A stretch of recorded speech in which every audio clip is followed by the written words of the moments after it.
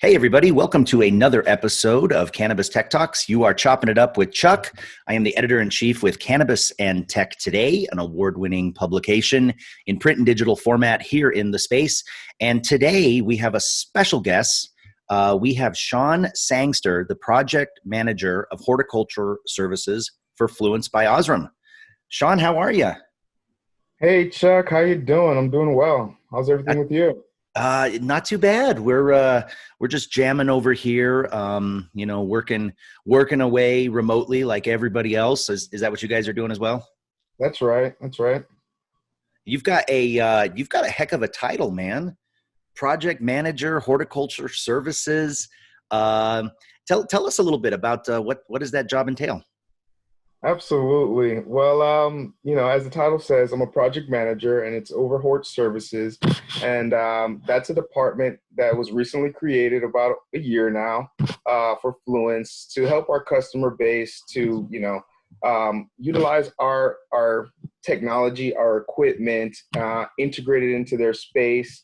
Also, tap on our resources as growers, past production managers, operation managers within this horticultural service department within the company, for our customers to lend on our experiences to help them through their day-to-days. So that's pretty much what that title represents. And what's your background? How did you get into this position? Nice. Well, I studied agronomy in my undergrad. I worked in many areas of agriculture, such as research labs, USDA, NRCS, commercial field agricultural production, when I had to deal with wine and table grape production, as well as some time on an orange grove in Central Florida, before transitioning over to commercial ornamental production. And then my last recent hands-on was commercial cannabis production. Wow.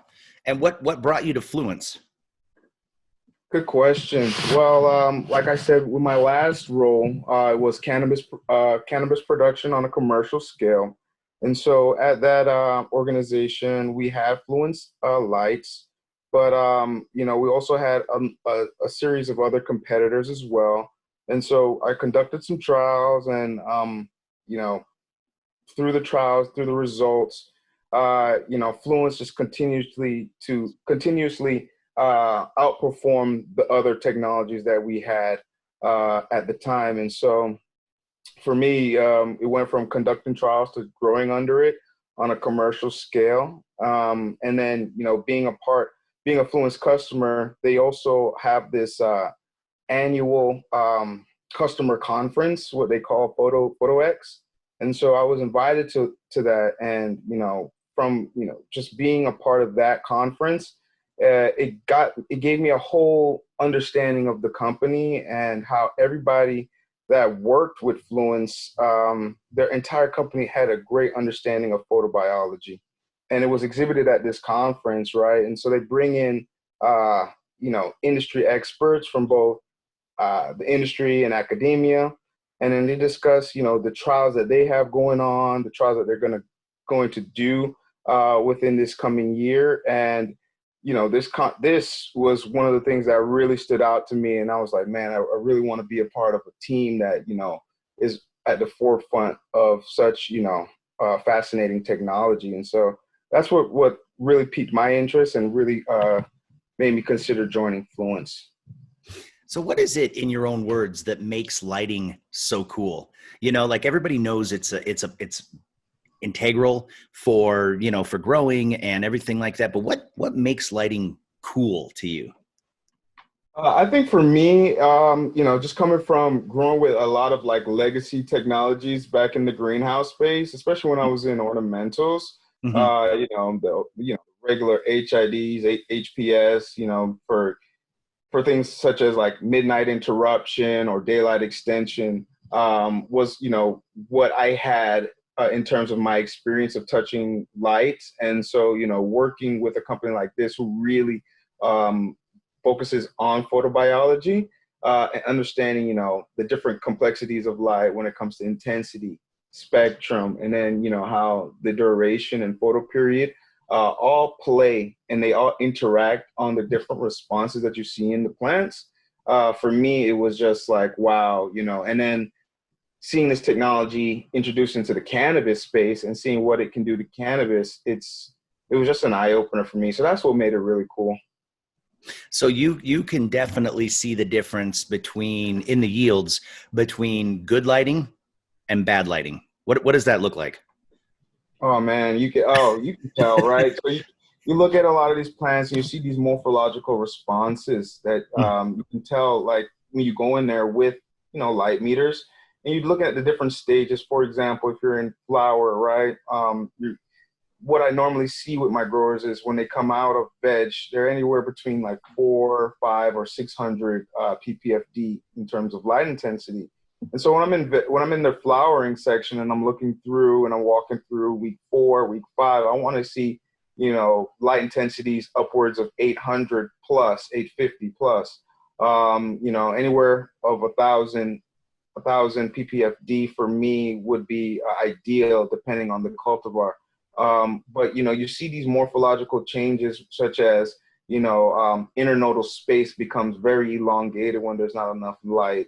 The flower morphology takes a while to develop under low light intensity. So, you walk in there and you see, I can tell when I walk into a flower room at week 5, if it's looking like, week 3 flower, there's an issue. And I usually point to like, hey, this development of your flower should be a lot farther along than it is at this current time. And so, one thing we should look at is the light intensity, right? Let's go get a meter. Let's go check it out and see where you're at. And then let's see if we can adjust that depending on, the other limiting factors that you might have in your production environment.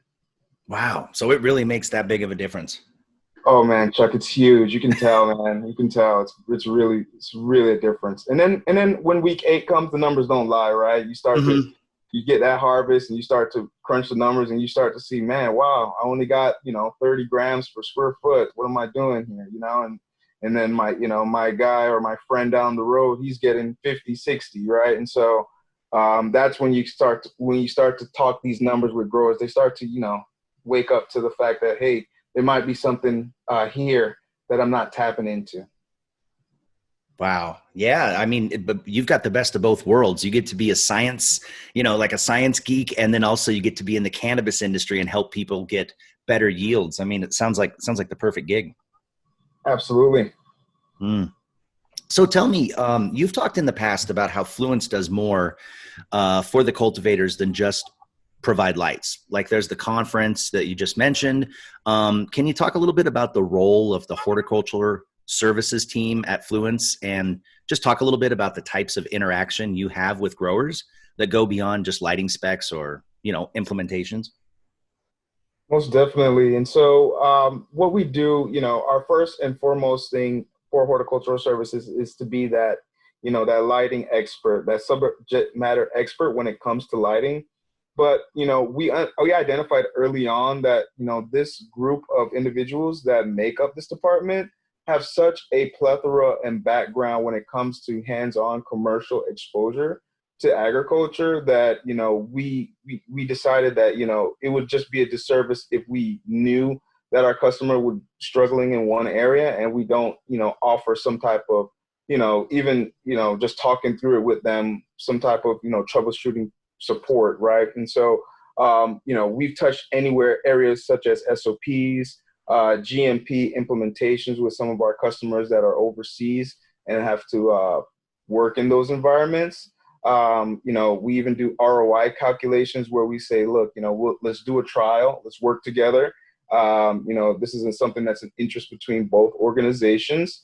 And let's test these 2 different type of lighting technologies and see what happens at the end. And then, we work with the customer very closely to look at, cost per square foot, or cost per pound. How does this affect when, you add these different technologies in there? Can we increase the productivity per square foot, and how does that affect the bottom line and ultimately the revenue for the business? Because we take this approach where we look at it as if our customers win, we win, right? We want them to be successful. We want them to say be a champion of Fluence, not just because Fluence is the best. No, we want them to say, look, these guys worked with us. They they didn't just give us their technology and say figure it out. And so I think that's one area that we identified in the space that just needed one of these departments to help out. Yeah, when you look at businesses that seem to stand the test of time, when you look at corporations out there that have just really, really strong marks as far as their brand, it tends to be because they have that just amazing customer service, that service after the sale. I think of Nordstrom's, right? You can go to Nordstrom and you can buy something, and if you don't like it, you can bring it back. They don't give you a hard time. They're just really, really, I think, customer oriented. It sounds like Fluence is that type of company. They don't just provide the lights; they really, really service after the sale. Absolutely. So you were a head grower in a past life, and that's another pretty awesome title. That's right. How has the industry changed since then? Oh, well, I can tell you it has taken a lot of strides since my time as a head grower. I would have to I can compare it easily by saying during my time in the greenhouse and the technology that I was exposed to would be considered archaic compared to what growers have at their dispense today, right? This influx of investment into the cannabis space, allowed technology to swarm the space and allow them to become operationally efficient and do things faster, better, and sometimes even cheaper, which is always a win-win when you're working in the agricultural space, especially more in traditional agriculture where margins are very tight, and you got to make sure that you don't lose more plants in a year than you did the year before, right? And so I think that for me stood out as the most difference that I've seen between my time as a head grower to where I am now. And how long ago were you, ballpark, were you a head grower? I'd say about 3 years ago. Yep. Wow, it's changed that much, huh? Yeah, man, it's changed that much. I mean, you can see with the operators that are, that have come and gone so far in this space, and then you see with these markets that were, very immature in the beginning, and then now are becoming more mature markets, and how they're, handling the variations of what's going on in the space in terms of the influx of either capital or the tightening of that, right? And so, yeah, it's definitely had a huge ebb and flow, I would say, since my time as a head grower. Yeah, that's interesting that the industry is, obviously it's growing so fast, pun intended, and we've got, new technology coming in all the time. It's all about, better yields and producing a better product. It's just, it seems like it's really moving fast as far as the technological breakthroughs and the implementation of technology and, even things like, IoT and automation and stuff like that. Like it sounds like it's moving very fast, which is good for the industry. I agree. Absolutely. So you've worked in cannabis and the food cultivation side of horticulture. So is there a tactic that food cultivators are great at that you think cannabis cultivators could also benefit from?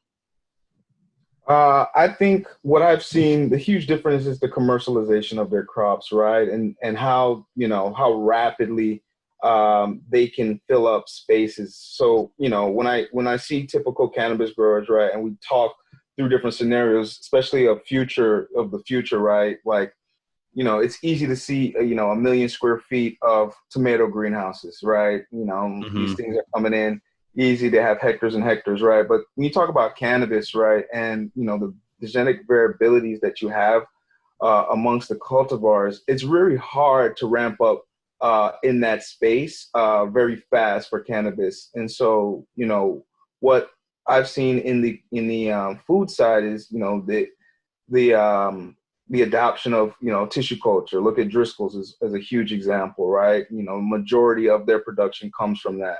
And, their field and their greenhouse productions, make cannabis look very, very small and minute in comparison when you're talking acreage, right? And so Mm-hmm. I see it as, right, if we're preparing to be, on this stage for, from now until, we need to prepare ourselves for the day that comes, right? And so I think, the adoption of, these type of technologies such as tissue culture, these different genetical ways to ramp up and fill spaces faster is something that I think, cannabis growers can benefit off of, definitely. Yeah. It's interesting how we've been farming for so long, and we've got all these techniques and tactics and, the science and everything like that, just for regular food and agriculture and stuff like that. Now where cannabis has just, we've really just started, through legalization and everything like that, applying a lot of those technologies over here. I mean, does it all apply, in some way, shape, or form, everything from soil to lighting to, fertilization, everything like that? Does it kind of all cross over, or is cannabis this like unique thing where some of it does and others don't really apply? From my experience, it is definitely the latter. There's certain things that do cross over. Mm-hmm. Fairly easily, certain things such as like sanitation, right? Start clean, stay clean.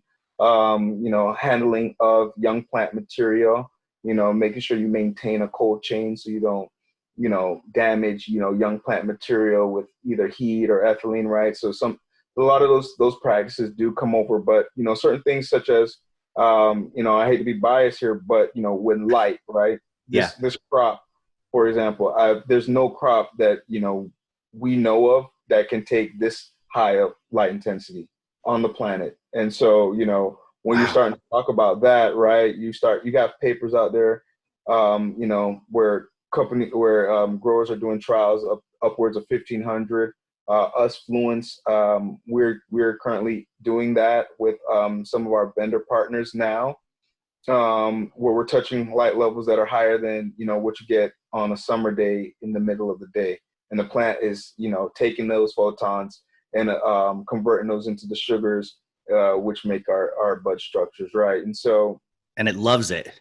it's loving it, right? And so Wow. have stuff like that. You can't relate this to any other crop that you've seen before. And so the parameters must change. There's some, temperature, humidity must, all be aligned in order for it to operate at this high levels of light intensity. And so, yeah, that's just one thing that I would point out wouldn't cross over, I would say, from traditional ag. That's interesting. That the plant can just take that incredible amount of light and it loves it. It thrives with the amount of light that other plants wouldn't be able to take. Yep. Well, okay, I'll tell you what, we're going to take a quick break right now. We got to give a shout out to one of our sponsors, but when we come back, I want to talk to you a little bit about, we've talked about some of the breakthroughs and the technology that is really helping this industry grow, but I want to talk to you about some of the challenges that you might see, moving forward right now. And again, we're here with Sean Sangster. He is with Fluence by OSRAM. He's a project manager of horticultural services, and this guy knows a ton of stuff about lights. So we will be back right after this break, and we're going to talk a little bit more about lights, the industry as a whole, and maybe some of the challenges that growers are going to face in their operations today. We'll be right back. Hey everyone, thanks for tuning in to this episode of Cannabis Tech Talks. Real quick, I'd like to mention this episode is made possible by Dama Financial. Dama provides your cannabis company with FDIC-insured financial services. Join now and gain access to transparent financial solutions with multi-channel payment processing. Enable payments from a linked bank account or debit card for in-store, online, or at point-of-delivery transactions. For more info, visit www.damafinancial.com. Hey everybody, welcome back. You're chopping it up with Chuck here on Cannabis Tech Talks. And again, we have Sean Sangster from Fluence by OSRAM. He is a project manager of horticulture services, and this guy knows about lights. So we had a little tease before the break there. What do you think, Sean, are some of the major challenges that growers face in their operations today? I think a lot of growers, what they face in their production setting today is and how do I say this? The future of cannabis, right? And so they're preparing their style. For example, maybe if they're single tier, their setup is, for bigger plants, taller plants. They might be on a huge plant density, right? One plant per 4 square foot type of planting density. It's not saying there's anything wrong with that, but when you look at commercial agriculture, right, and you look at cannabis, what really when you start to look at the numbers in terms of revenue and EBITDA and how these numbers are affected, it really comes down to yield over that same amount of square space, or reduction in cycle time, right, where you can get more cycles in per year. And we have done some trials with a couple of our customers that have revealed some really huge and interesting numbers, right, when you get to start to optimize some of these things. And so I think a lot of growers are thinking that the way that they're setting up their production settings today, I would caution them to, like, if you have multiple rooms that are dedicated to flower, I wouldn't say put all 1,500 ppfd in each room, right? Get two of those rooms that you can go high levels of light, other couple of rooms that you can do moderate levels of light, maybe a couple of rooms that have the multi-tier setups that are in them, so you don't lock yourself into something that you're not going to be able to perform in when these specialized genetics start to catch up into the space, right? Where you can get really high yields under high light with high terpene and those type of profiles, right? And so I think growers should always be looking to the future and actually keeping their ears to what's going on out there, and connect with the breeders in the space and really start to understand what they're going to be producing in the future, because I think that is going to be key to success. And you mentioned a pretty hot buzzword right now, which is terpenes. Are terpenes affected by the light, or is that something that comes more from the genetics? Or is it a little of both? Yeah, exactly. So it's a little bit of both, right? And so you have a plant, for example, right? And I'm just giving an example. It has top 3 terpenes that are produced, right? So myrcene, limonene, and alpha pinene. I'm just giving an example here, right? Sure. And this plant, on a regular basis, when you keep it under your normal production conditions, are producing anywhere between 2 and 3% terpenes, right? And then the same cultivar that was producing these really good numbers, you put it under different lighting conditions, different intensities.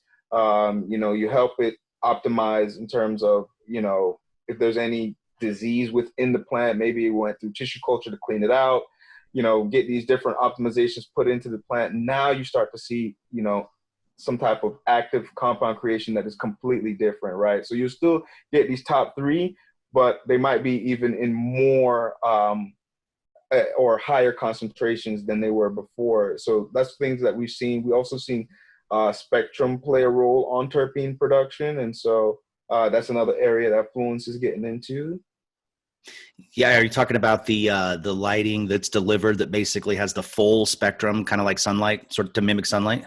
That's right, exactly, right. And so yeah, that stuff's cool. Oh yeah, especially when you're in a sole source indoor environment, that spectrum really helps to make sure the quality is maintained in the product. So what about the industry as a whole? We talked about some major challenges that growers, might face in their operations. What do you see, as the industry as a whole, and especially, kind of coming out a little bit of COVID, because that's obviously affected everybody. I think that the industry is moving in a good direction in terms of where we were a couple of years ago when it comes to information and sharing. when you first get into the earlier years in cannabis, right? A lot of guys, they have their secret sauce, and you still have that today, but, especially during these times where you see COVID and a lot of people being affected. And then you got a lot of, more webinars, podcasts that are happening, and, people who, usually aren't involved in this space now have time to get involved and share their information.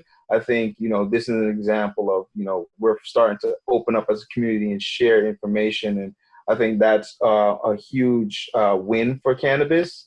Mm-hmm.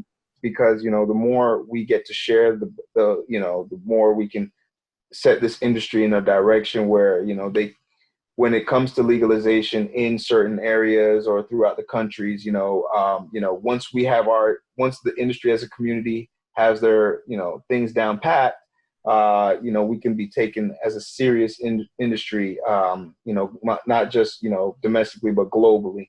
And so I think we're heading in the right direction, Chuck.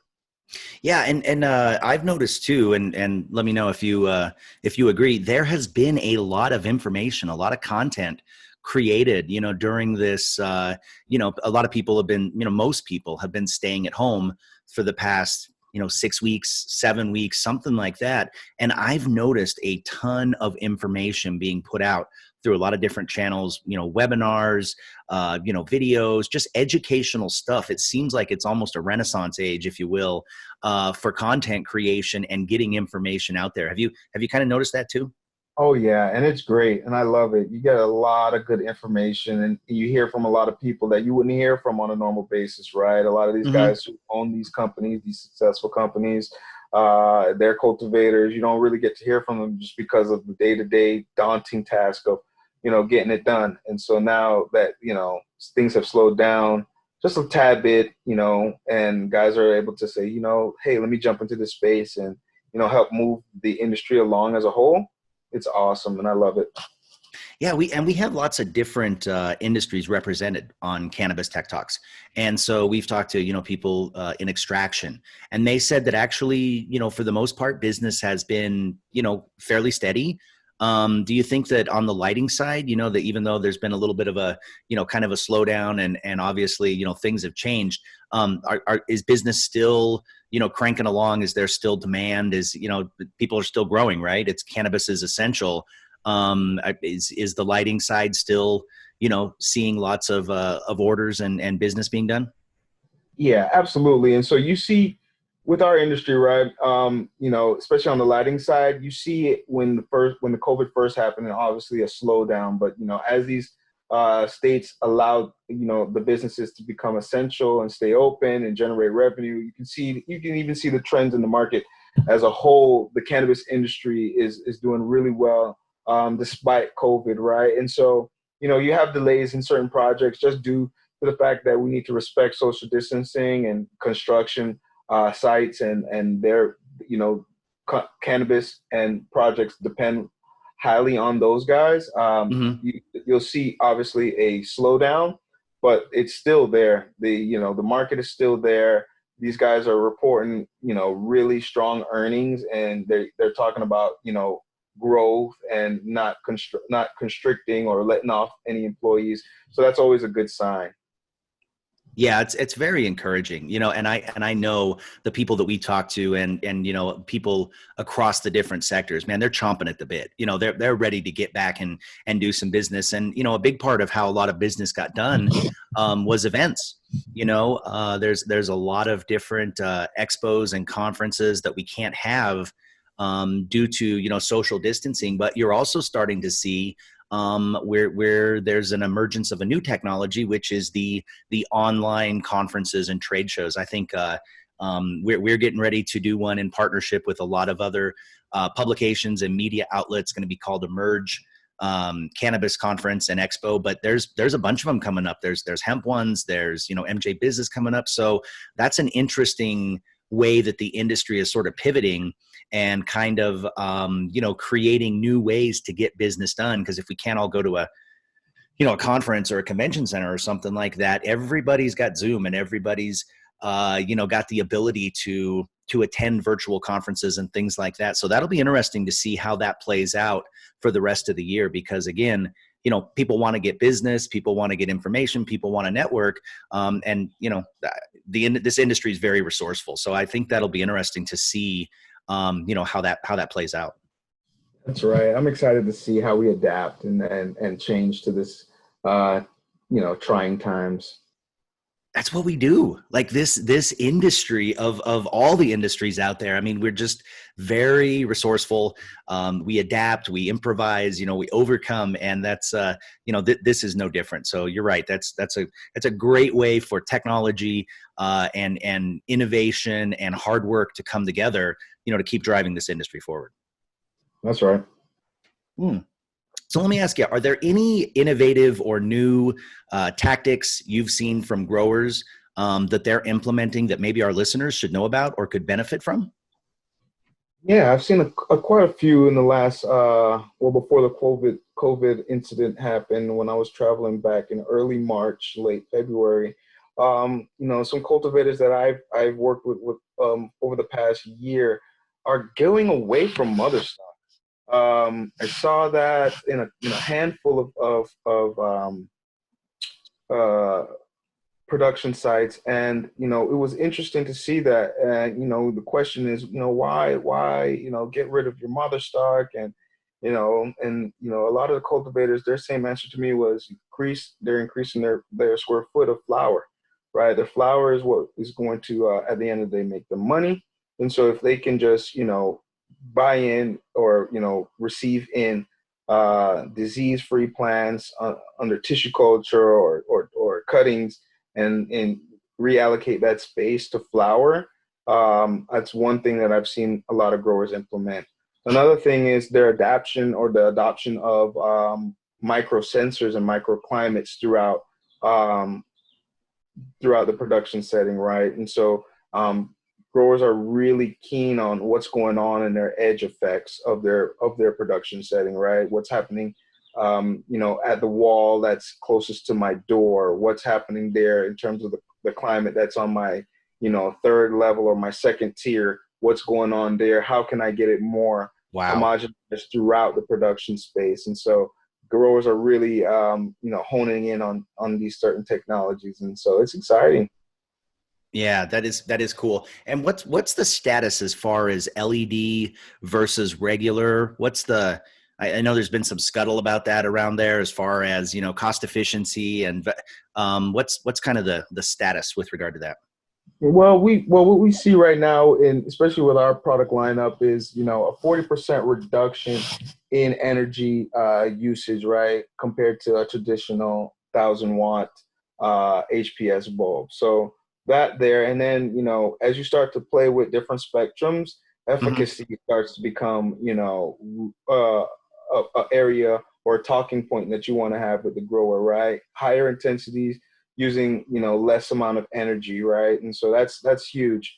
And then their capabilities to use the light in terms of dimming, right? And the maintenance that comes with it, right? So you have the control to really aim in, and then when when you're dimming your lights, you have times where you're in the production setting for 3-4 weeks where you're not running the lights at 100%.